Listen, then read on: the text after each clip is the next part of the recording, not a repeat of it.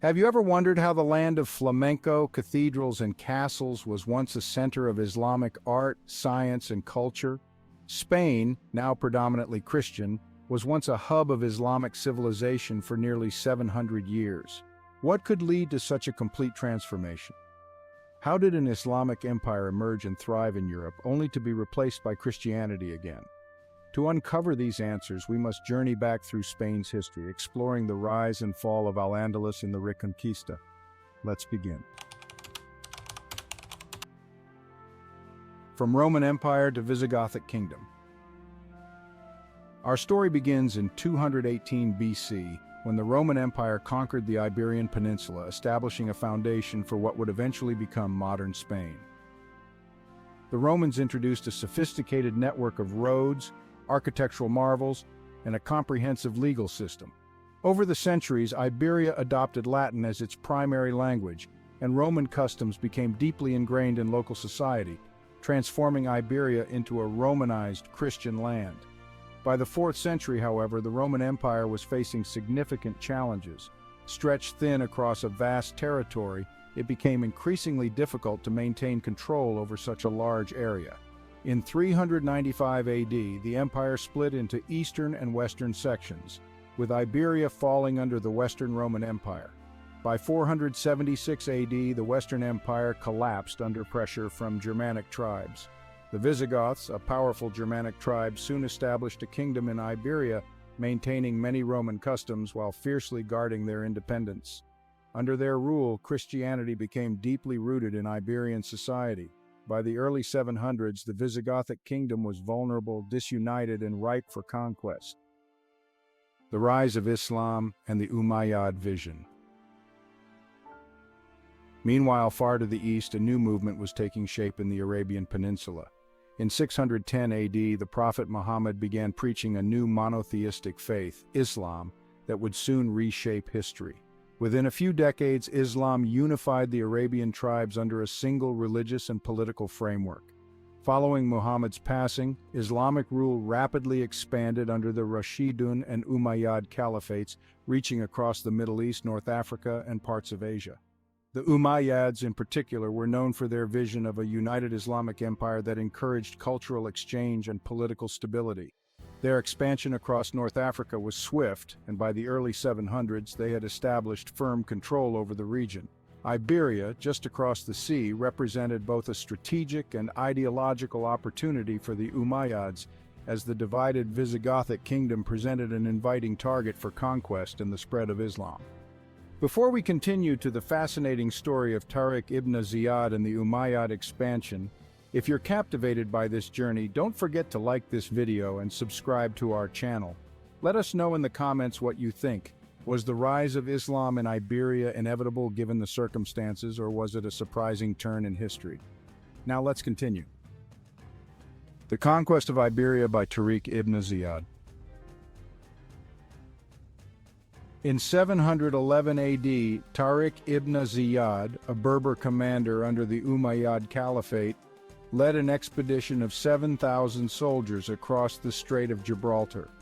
Answering a call from Count Julian of Ceuta, who sought assistance against the weakened Visigothic king Roderick, Tariq's forces landed on the Iberian Peninsula with determination.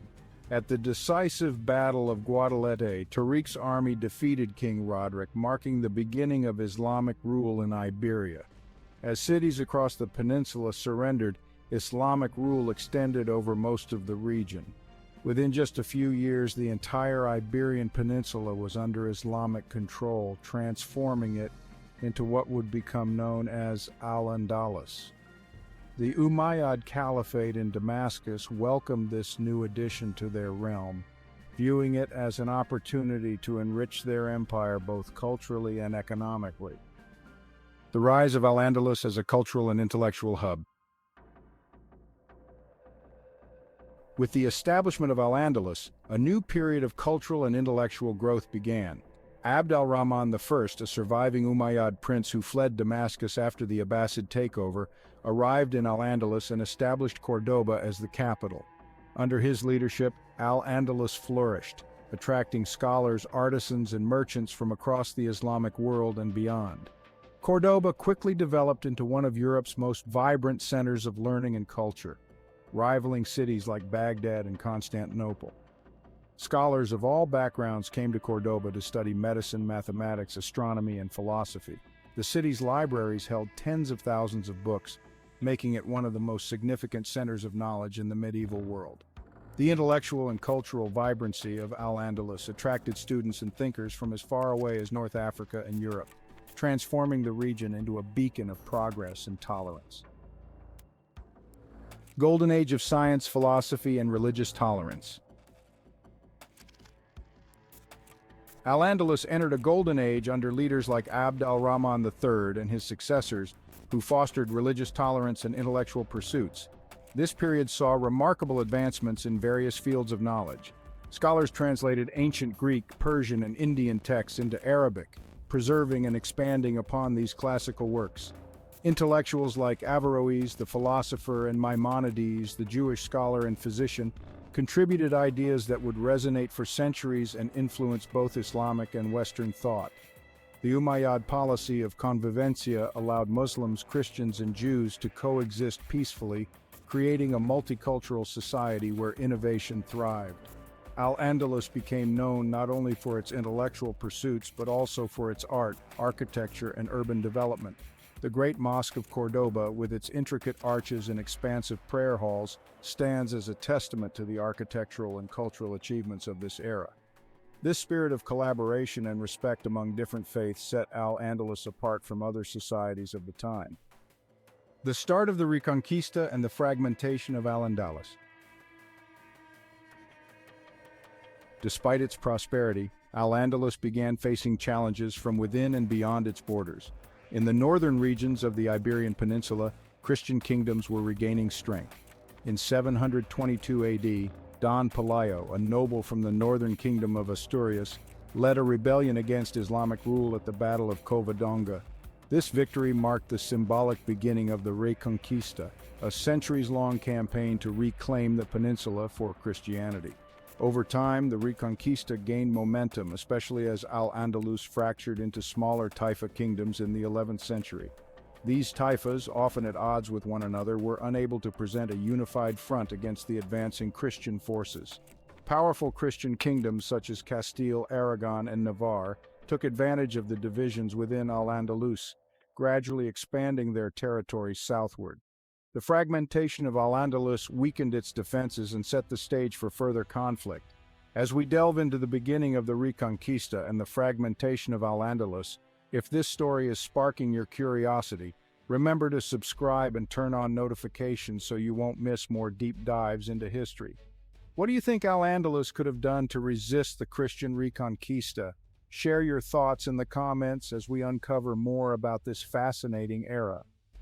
The Almohads, and the struggle for survival. As Christian forces continued their advance, the once unified Al-Andalus began to fracture into smaller, independently governed regions known as Taifa kingdoms.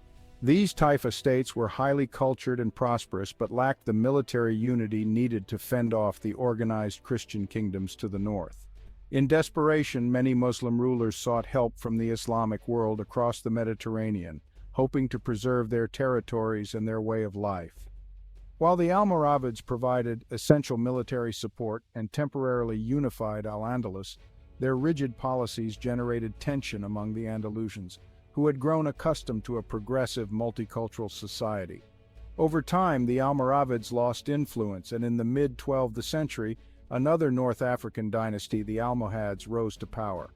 The Almohads, although less austere than their predecessors, were also devoted to maintaining a pure form of Islam, often implementing strict religious policies that clashed with the more liberal Andalusian customs. Initially, the Almohads injected new energy and military strength into Al-Andalus, pushing back against Christian advances with renewed vigor. They established impressive architectural works and brought fresh administrative reforms, attempting to stabilize the region. However, the strength of the Almohads began to wane after a devastating loss at the Battle of Las Navas de Tolosa in 1212.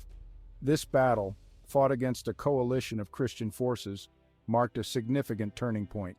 The defeat weakened the Almohads' control over Al-Andalus and accelerated the southward expansion of Christian forces. In the following decades, Christian armies steadily reclaimed Muslim-held territories, pushing deeper into what remained of Al-Andalus. The once great Islamic empire on the Iberian Peninsula was now in its final throes, struggling for survival as the Reconquista gained unstoppable momentum. The fall of Granada and the Alhambra Decree. By the late 15th century, Granada stood as the last bastion of Islamic rule in Iberia. The city, nestled in the rugged mountains of southern Spain, represented the final remnant of Al-Andalus. For centuries, Granada had been a symbol of Islamic resilience and cultural richness, renowned for its arts, sciences, and architecture. The Nasrid dynasty, which ruled Granada, maintained a delicate balance of power through diplomacy, paying tribute to the Christian kingdoms while preserving their autonomy.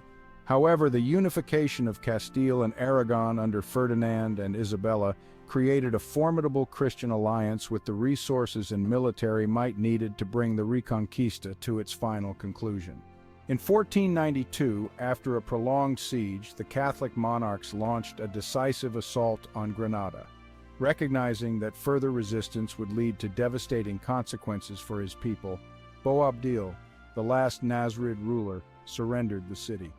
According to legend, Boabdil wept as he looked back at Granada for the last time, a poignant symbol of the end of nearly 800 years of Islamic presence in Spain.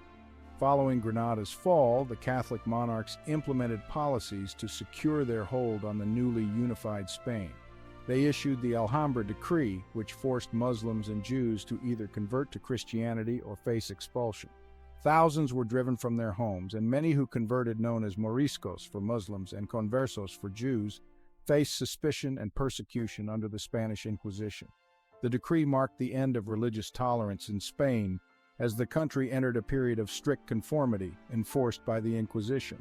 This new era of repression and control sought to eliminate any remaining traces of Islam and Judaism from Spanish society. The fall of Granada and the Alhambra Decree represent a dramatic shift in Spanish history, from a land that once embodied cultural and religious diversity to one marked by uniformity and exclusion. The forced assimilation and expulsion policies that followed left a lasting impact on Spain's demographic and cultural landscape, fundamentally reshaping its identity and social fabric. The legacy of Al-Andalus and its enduring influence. Although Al-Andalus ultimately fell, its influence endured, leaving a profound legacy that continued to shape Spain and the broader Western world. The intellectual achievements of Al-Andalus significantly contributed to the European Renaissance, particularly in fields such as philosophy, medicine, astronomy, and mathematics. The translation of texts from Arabic into Latin enabled the transmission of knowledge from the Islamic world to Europe. Figures like Averroes, also known as Ibn Rushd, and Maimonides introduced ideas that inspired Western scholars, while advancements in algebra, optics, and medicine from Al-Andalus laid the groundwork for future scientific discoveries. The linguistic influence of Al-Andalus is also evident in modern Spanish. Thousands of Spanish words have Arabic roots, reflecting centuries of cultural intermingling. Words related to science, agriculture, and everyday life in Spanish bear witness to the impact of Arabic on the Iberian Peninsula. Moreover, the architectural legacy of Al-Andalus can still be seen across Spain. The Alhambra in Granada, the Great Mosque of Cordoba, and the Giralda in Seville stand as enduring reminders of the sophisticated Islamic civilization that once thrived in Spain. These structures, with their intricate geometric patterns, gardens, and ornate designs, continue to attract millions of visitors each year, serving as symbols of Spain's unique Islamic heritage. The concept of convivencia, coexistence between Muslims, Christians, and Jews, remains one of Al-Andalus's most significant legacies. Though not without conflict, this period demonstrated the potential of a society that values diversity and collaboration. In Al-Andalus, people of different faiths and backgrounds worked together to create an advanced society driven by curiosity, learning, and mutual respect. This model of multiculturalism is particularly relevant in today's globalized world, as it reminds us of the richness that diversity can bring. Conclusion. Al-Andalus's history offers timeless lessons on tolerance, intellectual pursuit, and the resilience of cultural heritage. Its fall underscores the costs of intolerance and division, but its legacy highlights the enduring power of ideas, knowledge, and art. In a world where conflicts often arise from differences, Al-Andalus stands as a testament to the potential for unity and understanding. The journey of this Islamic civilization, from its rise in the 8th century to its fall in the 15th, provides invaluable insights into the complex interplay of culture, religion, and power, urging us to consider how these lessons might guide our modern society. In a world often divided, Al-Andalus stands as a testament to what humanity can achieve when it embraces diversity. From the rise of Islam in Mecca to the fall of Granada, the journey of Al-Andalus offers timeless lessons. As we reflect on this history, we see how diversity and unity can build a flourishing society, but also how division and intolerance can lead to its downfall. What might our world look like if we embrace the spirit of Al-Andalus today? Share your thoughts in the comments, and if you enjoyed this journey, be sure to subscribe for more historical explorations. The lessons of Al-Andalus are a reminder that history is not just a record of the past, but a guide for building a more harmonious future.